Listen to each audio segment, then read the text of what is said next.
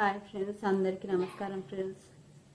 నేనైతే ఈరోజు ఒక విషయం చెప్పాలనుకున్నా ఫ్రెండ్స్. ఏంటంటే రోజుల్లో ఆడపిల్లలు కన్న తల్లిదండ్రులకైతే ఎంత భయం ఉందో, ఎంత బాధ ఉందో అనేది చెప్పలేము కదా ఫ్రెండ్స్. ఎందుకంటే ఆడపిల్లలకు రక్షణ ఎక్కడుంది చెప్పండి. అసలు వాళ్ళకు రక్షణ అనేది లేదు. ఇంట్లో వదిలి ఎటైనా పనుండి బయటికి వెళ్ళినా వచ్చేదాకా తల్లిదండ్రులకు బెంగ. పక్క వాళ్ళకి చెప్పిపోయినా ఎవరి నమ్మచ్చేటట్లేదు.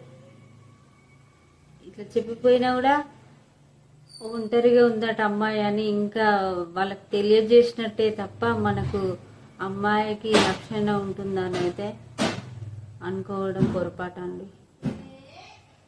అసలు ఎవరిని నమ్మాలో ఎవరిని నమ్మకూడదో కూడా తెలుస్తలేదండి.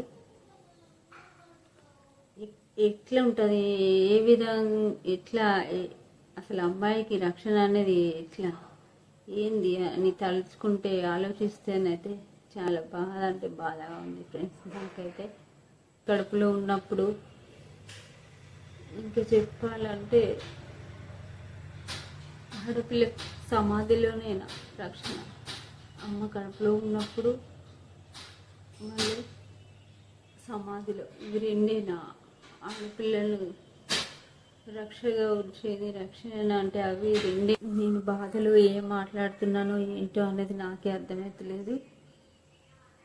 నేను మాట్లాడిన దాంట్లో వాస్తవాలు నేను చెప్పగలిగినా అసలు నేను మాట్లాడిన మాటలు ఎంతమందికి నచ్చినాయో కామెంట్ చేయండి ఫ్రెండ్స్ ప్లీజ్. నేను చాలా చాలా బాధ భయంతో మాట్లాడినండి. ఆడపిల్లలకు రక్షణ అనేది లేకుండా పోతుంది. ఇట్లా సొల్యూషన్ అనేది లేదా? ఇట్లా నేను ఆడపిల్లల కన్నా తల్లిగా భయంతో ఈ వీడియో తీయడం జరిగింది. ప్లీజ్ ఫ్రెండ్స్, ప్లీజ్ ఏదో ఒక సొల్యూషన్ దొరకాలి.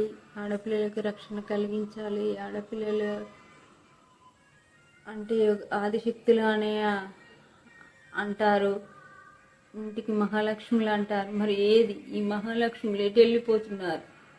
ఆదిశక్తులు అంటారు, ఏది ఆదిశక్తులు అనేది ఎక్కడ ఉంది? వాళ్ళ బ్రతుకులు ఆగమైపోతున్నాయి. వాళ్ళు ఎంతో కష్టపడి చదువులు చదివి ఏదో వాళ్ళు అనుకున్న సాధించాలని వాళ్ళు ఎన్నో కళ్ళు కంటూ ఎంతో ముందుకెళ్ళాలనుకుంటే నాకైతే చాలా చాలా బాధ అనిపించి బాధతో ఈ వీడియో చేస్తున్నా ఫ్రెండ్స్. దీంట్లో ఏమైనా తప్పులు ఉంటే క్షమించండి.